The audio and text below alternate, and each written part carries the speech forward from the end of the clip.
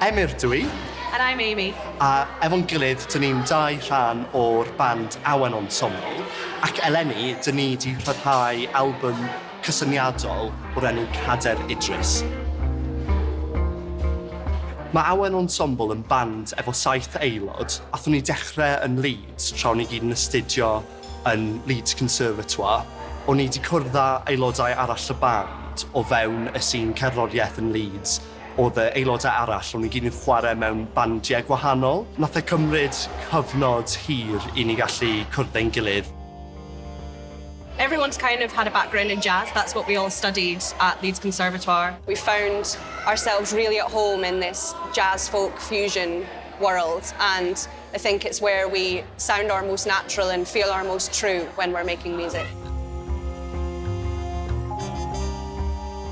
Emyr told us about Cadair Idris and the folklore behind it and shared some of the stories that he'd been told since he was a young boy. We, as a band, were so excited by it and thought that would be a very cool thing to kind of base an album on.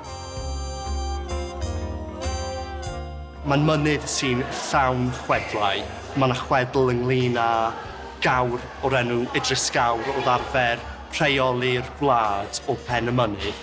Mae yna hefyd llyn cae, a mae'r llyn i fod di-gwaelod, ond y chwedl dyn ni di ffocwso mewn arno ydy'r chwedl sy'n deud os mae rhywun yn aros y nos a'r Cadair Idris ar ben ein hunain, bydd nhw'n dod lawr yn wallgofdyn neu'n fam.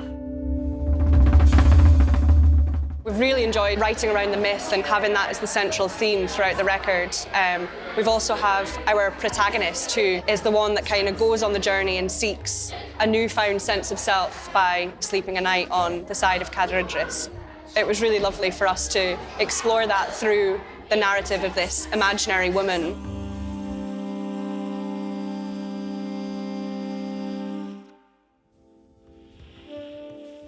O fewn yr albym, dwi wedi ysgrifennu barddoniaeth Cymraeg o sefyllfa y mynydd, felly pob tro ydych chi'n clywed fi'n adrodd yn Cymraeg, dyna llais y mynydd. Cyfrifoldeb eich diddordeb yw gollwng gafael, ar bob sôn am fywyd cyn y dymuniadau hyn.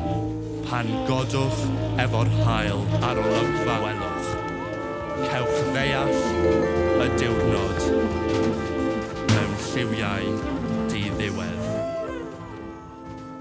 When beginning to write the lyrics for the album, I was very much of the mind that I was writing for a character, and I'd been having just a hard time in my life, as we all go through. As I was writing it and as I was reading it back, I thought, oh my goodness, this is just about me. It was almost like I'd broken my own heart reading them back, because I thought, oh, that's how I felt, and it was really sad, but it's almost really beautiful that I've got that moment captured, and it feels like a shared experience between myself and this imaginary protagonist that we've written about.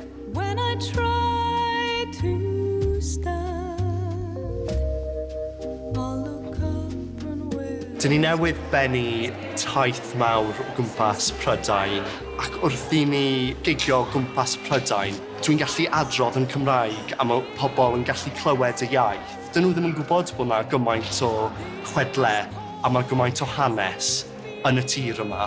Felly, mae'n gwneud fi'n falch iawn bod ni'n gallu dangos hwnna i pobl arall.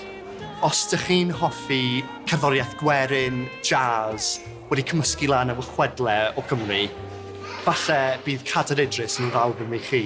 Dwi'n gobeithio newch chi mwynhau gwrando o'r albym a dwi'n gobeithio gweld chi ar taith rhywbryd yn fuan.